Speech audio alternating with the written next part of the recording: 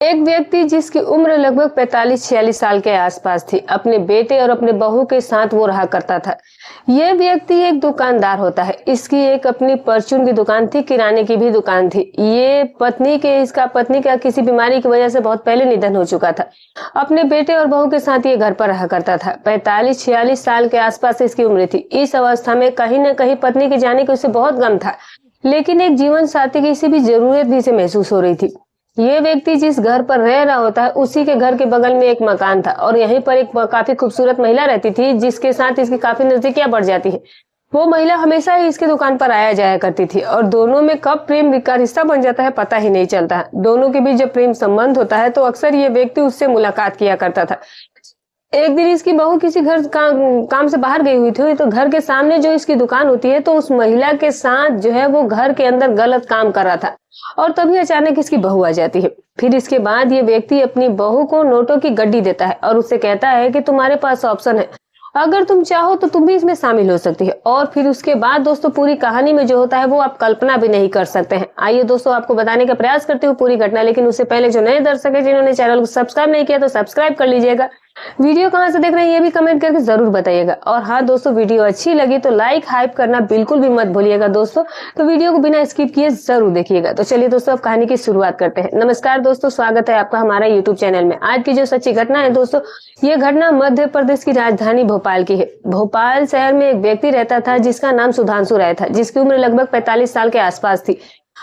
उसने जो मकान बनाया था, उसी मकान में उसने एक दुकान भी बनाई थी और उस दुकान में एक परचून की भी दुकान करता था। दुकान जो थी वो बहुत अच्छी खासी चल रही थी, बहुत सारी इनकम उससे वो जनरेट करता था। इसका एक बेटा होता है और एक बहू भी थी और यही लोग इसका ख्याल रखते थे। दरअसल सुधांशु की जो पत्नी थी वो एक बीमारी की वजह से अचानक से इस दुनिया को छोड़कर चली गई थी। 3 साल हो गया था सुधांशु को पत्नी को छोड़े हुए और अकेले रहते हुए। कहीं ना कहीं इस उम्र में जो उसकी पत्नी का साथ था, उसके साथ रहने की इच्छाएं उसके कुछ ज्यादा ही महसूस होने लगी थी।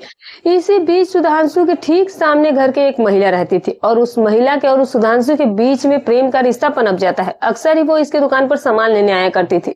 वो महिला जो थी वो किराए के मकान में रहती थी और उसका पति एक छोटी सी नौकरी करता था। सुधांशु अक्सर ही उसे पैसे वगैरह से मदद किया करता था, दे दिया करता था। कहीं ना कहीं इस पैसे के लेन देन ने उनके बीच में नजदीकियां बढ़ा दी। अक्सर सुधांशु की दुकान पर वो महिला आती थी और जो भी सामान वगैरह होता था वो घरेलू वो खरीद कर जाती थी और साथ ही साथ सुधांशु उसे नगद कैश भी देता था, जिससे कि उसका घर परिवार बहुत अच्छे से चल रहा था। जब भी वक्त मिलता तो दोनों एक दूसरे से जरूरतें पूरी कर लेते थे। कभी होटल में जाते तो कभी मौका मिल जाता था तो सुधांशु अपने ही घर में बुला लिया करता था। दोस्तों इस पूरे घटनाक्रम के किसी के कोई जानकारी नहीं थी, ना ही सुधांशु के बेटे विमलेश को और ना ही उसकी बहू को गरिमा को। बहू और बेटे जो थे वो बिल्कुल इन सब चीजों से अनजान थे। इधर सुधांशु का काम बहुत अच्छे तरीके से चल रहा था। एक दिन सुधांशु का बेटा विमलेश अपने काम पर गया हुआ होता है। उसकी बहू कहती है कि बाबूजी मुझे शहर जाना है, बच्चों के लिए कुछ कपड़े वगैरह लेने हैं और बहुत दिन हो गए कपड़े भी नहीं खरीदे हैं। तो सुधांशु कहता है कि ठीक है फिर चली जाओ। सुधांशु को लगा कि ये बाहर जाएगी तो आज मुझे घर पर ही मौका मिल जाएगा, मैं अपनी जरूरतों को यहीं पूरा कर लूंगा। जैसे ही उसकी बहू घर से निकलती है तो सुधांशु अपने घर दुकान का शटर डाउन करता है और अपनी प्रेमिका को फोन करता है, कहता है कि घर खाली है, आ जाओ। वो तो इंतजार में रहती थी कि किसी तरीके से वो सुधांशु के पास पहुंच जाए और फिर उसकी जरूरत भी पूरी हो जाए। और साथ ही साथ जब भी जाती थी तो सुधांशु उसे अच्छे खासे पैसे भी दिया करता था।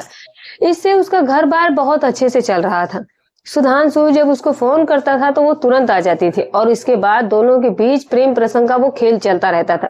सुधांशु को ये नहीं पता था कि ये घर गरिमा इतनी जल्दी आ जाएगी। गरिमा लगभग 3-4 घंटे के बाद वापस तो आती, लेकिन इस 3-4 घंटे का जो उसे समय मिला था वो काफी ज्यादा आनंददायक समय था। दोनों भरपूर एक दूसरे से मजे ले रहे थे। सुधांशु और प्रेमिका उसके घर पर ही थे। दोनों ही आपत्तिजनक स्थिति में थे। किसी को कानो कान खबर नहीं थी कि इस घर के अंदर क्या चल रहा है। शटर भी डाउन था। दुकान के अंदर कोई भी ग्राहक आता था तो शटर डाउन देकर के वापस चला जाता था। इसीलिए लोगों को लगा कि घर पर शायद कोई है ही नहीं। बाहर से भी गेट जो था वो हल्का सा बंद था। सबको यही लगा कि अंदर उसकी बहू होगी, तो हो सकता है कि सुधांशु जो है दुकान बंद करके कहीं बाहर गए हो। इसीलिए लोगों ने कुछ घर को खटखटाना भी उचित नहीं समझा।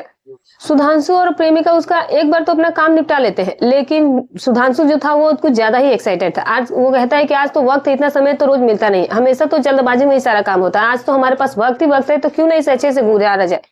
तो उसके जो प्रेमिका थी उसके बच्चे स्कूल जा चुके थे और पति ड्यूटी पर गया था। वो भी बिल्कुल ही निश्चिंत थी। दोनों के पास भरपूर समय था और फिर दोनों जो है वो अपने काम में बिल्कुल व्यस्त थे और इतना ज्यादा मस्त थे कि उन्हें कानों कान खबर नहीं थी कि आगे उनके साथ होने वाला क्या था।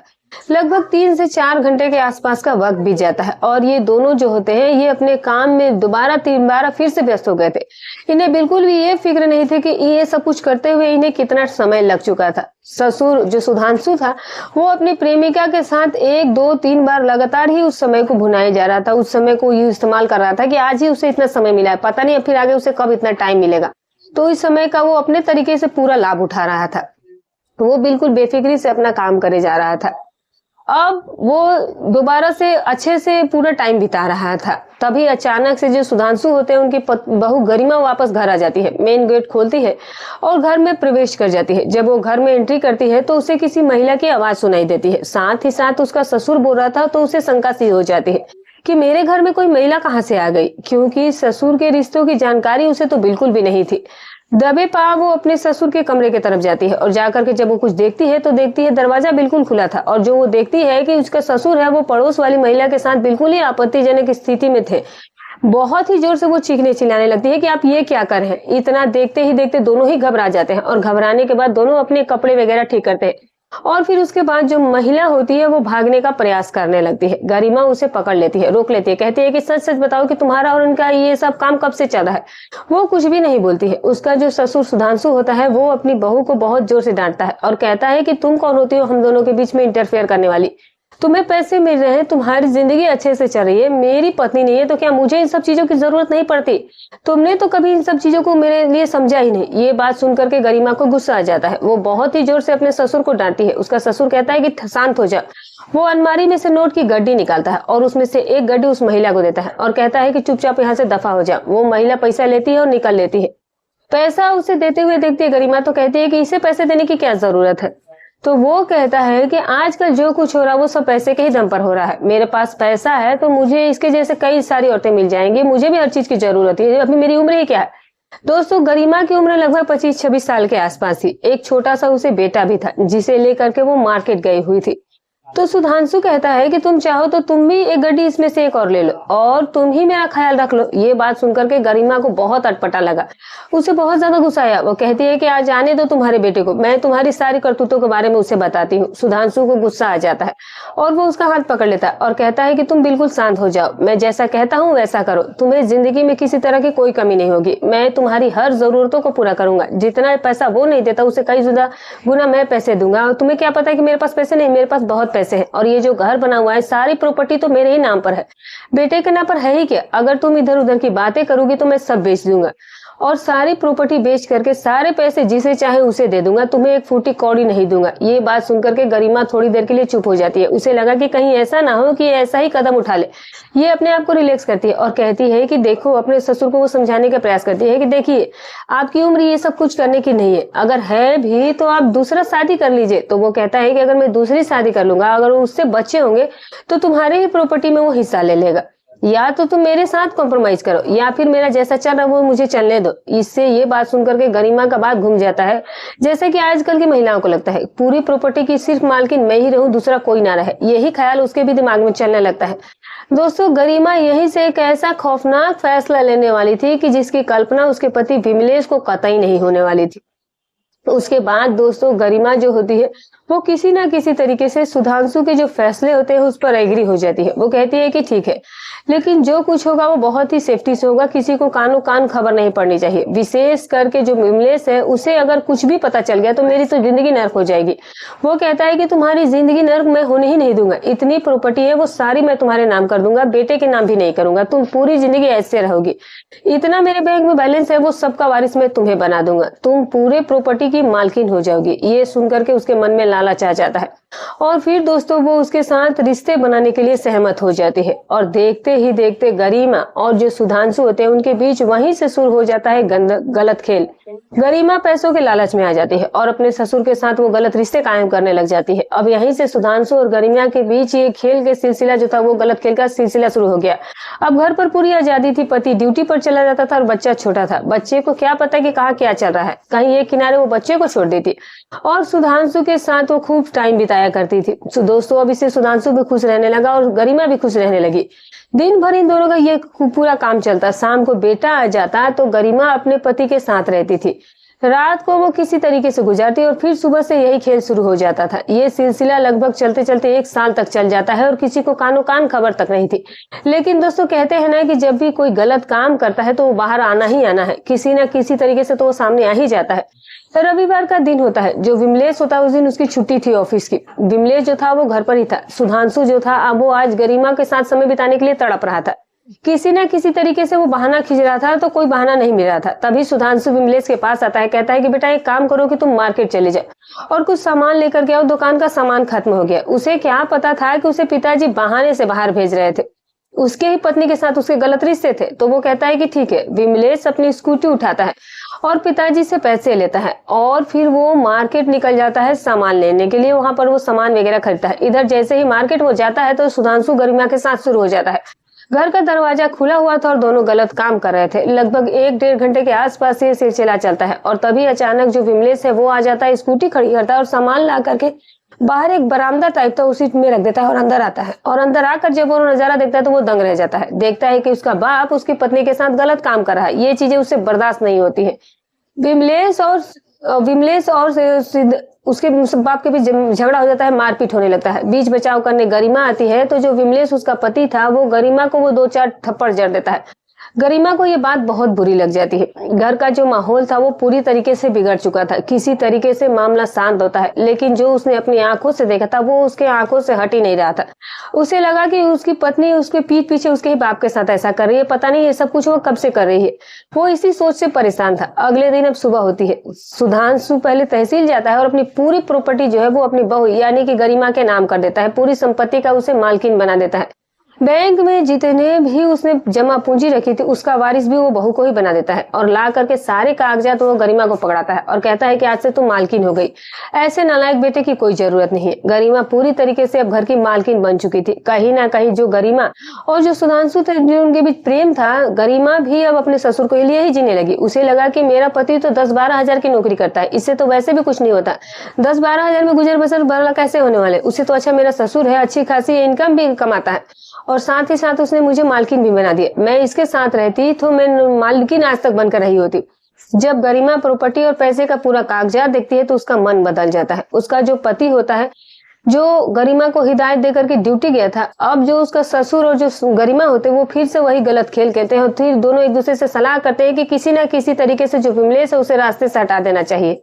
दोनों एक प्लान बनाते हैं जो कि काफी ज्यादा खौफनाक प्लान था और एक ऐसा प्लान जो कि अपने ही खून के रिश्ते को आज शर्मसार करने देने वाला था। दोस्तों शाम को विमलेश घर आता है और घर आने के बाद जो दोनों ससुर और बहू ने प्लान बनाया था वो प्लान के तहत सभी खाना खाते और खाना पीना करने के बाद सो जाते हैं। विमलेश अपनी पत्नी गरिमा के साथ था, लेकिन बात कुछ इधर उधर की हो रही थी और बात बढ़ते बढ़ते बहुत ज्यादा बढ़ जाती है और दोनों के बीच झगड़ा होना शुरू हो जाता है। झगड़े की आवाज सुन करके जो ससुर होता है वो बहू के कमरे की तरफ देख जाता है तो देखता है कि दोनों पति पत्नी लड़ रहे हैं। ससुर जो होता है, ससुर को देख करके विमलेश का खून जो गुस्सा 7वें आसमान पर चढ़ जाता है और बाप और बेटे का लड़ाई होने लगता है। वहीं बगल में एक डंडा पड़ा होता है। सिद्धार्थ उसे उठाता है और विमलेश को पीटना शुरू कर देता है। एक डंडा उसके सर पर चोट लग जाती है और देखते ही देखते वो फर्श पर गिर जाता है। वो बेहोश हो जाता है। उसके सर से खून बहना शुरू हो जाता है। बाप का भी गुस्सा बढ़ चुका था। वो भी प्लान बना चुका था पहले ही। गरिमा और ससुर जो है वो मिल करके वो ये सारा कुछ पहले से उन्होंने तैयार कर रखा था। ऐसा नहीं था कि ये चीजें अचानक हो रही थी, बल्कि बहू और ससुर ने ये तो पहले से ही सोच रखा था कि आज जो है वो विमलेश का काम खत्म कर देंगे, उसे रास्ते का रोड़ा हटा देंगे और फिर बाप और ससुर और बहू मिलकर उसके रास्ते से हटा देते हैं और रातों रात उसके शरीर को उठाते हैं और बोरे में भर करके स्कूटी पर लाद करके ले जा करके वो शहर से दूर एक कचरे का ढेर होता है वहीं पर जाकर के फेंक आते हैं। और फिर उसके बाद दोस्तों गरिमा और जो सिद्धार्थ का ये प्लान ही था और प्लान ही के तहत सारा काम हो जाता है। अब अगले दिन सुबह होती है। सुबह जब कचरा बीनने वाले जो होते हैं वो जब वहाँ कचरा उठाने जाते हैं तो देखते हैं कि वहाँ पर बोरा पड़ा हुआ है और जब वो बोरा देखते हैं तो उन बोरे में खून वगैरह लगा था तो उन्हें शंका हो जाता है। आनन फानन में पुलिस को बुलाया जाता है। पुलिस आती है, जांच करती है, देखती है कि उसमें एक आदमी का शरीर बंधा हुआ है जो कि मरा हुआ था। पुलिस जो है उसकी पहचान नहीं कर पा रही थी कि ये आदमी है कौन। पुलिस जो है वो पेपर में इश्तेहार छपवा देती है फोटो के साथ। जो कि अज्ञात में एक लाश मिली हुई है। जब पेपर अगले दिन आता है तो जो आस पड़ोस के लोग होते हैं वो सब पहचान जाते हैं कि यार ये तो सिद्धार्थ का बेटा विमलेश है। विमलेश जब बाप अपने बेटे का फोटो देखता है तो रोने का नाटक करना शुरू कर देता है। वो खूब नौटंकी वो जम करके करते हैं। पुलिस उसके घर पर आते हैं उसकी बॉडी को लेकर के। पोस्टमार्टम वगैरह सब कुछ हो गया था और पोस्टमार्टम में ये पता चलता है कि इसके साथ मारपीट हुई है और बुरी तरीके से इसको पीटा गया है और जिसकी वजह से ये इस दुनिया से चला गया है। पुलिस बाप से पूछती है तो वो बहाने बनाना शुरू कर देता है कि मुझे तो नहीं पता, बेटा तो ड्यूटी गया हुआ था।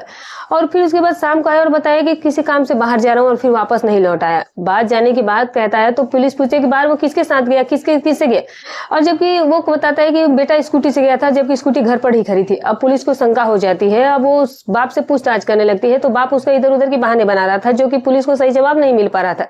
पुलिस को उस पर डाउट हो जाता है बाप के ऊपर और जब गहनता से जांच होती है तो पुलिस को पता चलता है कि गरिमा और ससुर का अफेयर चल रहा था और जिसका रोला पड़ रहा था विमलेश और उनके बीच अक्सर ही लड़ाई झगड़ा होता था। पड़ोस के भी लोग बताते हैं कि 2-3 दिन से उनके घर में काफी विवाद चल रहा है। पुलिस को समझने में देर नहीं लगती है और जब उसके बाप से अपने तरीके से पुलिस पूछताछ करती है तो फिर वो टूट जाता है और जो घटना वो बताता है वो सुनकर पुलिस भी दंग रह जाती है। सारी घटना वो पुलिस अपनी बहू के रिश्ते के साथ कबूलनामा करता है और फिर कहता है कि हम लोगों के बीच ऐसा ऐसा विवाद हुआ और जिसकी वजह से हमने इसे रास्ते से हटाना उचित समझा। दोस्तों, पुलिस जब पूरी कहानी सुनती है तो जो महिला पुलिस होती है और जो पुलिस वगैरह होते हैं दोस्तों, वो सभी लोग सुनकर के ये दंग हो जाते हैं कि एक ससुर अपनी बहू के लिए इतना पागल हो गया कि अपने ही बेटे, इकलौते बेटे के साथ उसने ऐसे घटना को अंजाम दिया। पुलिस कर भी क्या सकती थी, उनके पास क्या रास्ता था। उसको संबंधित धाराओं में एफआईआर दर्ज करके उसे जेल भेज दिया जाता है। साथ ही साथ जो उसकी बहू गरिमा होती है, चूंकि उसे छोटा बच्चा था, बच्चे की अब देख रेख कौन करे, तो उसको भी जेल भेज दिया गया और जो बच्चा था वो जो हम नाबालिग गृह होता है वहां पर भेज दिया जाता है। बच्चा जिसका इसमें कोई कसूर नहीं था, वो बेचारा निर्दोष बच्चा ऐसी जिंदगी जीने के लिए उसके लिए मजबूर कर दिया जाता है उसके ही माँ और उसके ही बाबा के दादा के द्वारा। और अब गरिमा और जो उसके ससुर है पुलिस उनको जेल भेज देती है। इन्हें 10 साल की सजा भी हो जाती है। 10 साल के बाद जब छूटेंगे तो प्रॉपर्टी कहाँ रहेगी, क्या स्थिति बनी रहेगी, ये तो अब ईश्वर जाने। तो दोस्तों, बहुत सारी ऐसी घटनाएं समाज में आज सुनने को मिलती है जो कि लोग चंद मिनटों की खुशियों के लिए पागल हो जाते हैं और अपने रिश्ते और अपने पद और गरिमा को भूल जाते हैं, जैसा कि पूरी घटना में हुआ। तो कहानी सुनाने का उद्देश्य दोस्तों केवल आपको सावधान करना, जागरूक करना था, किसी की भावनाओं को ठेस पहुंचाना नहीं था, ना ही किसी के दिल को आहत करना था।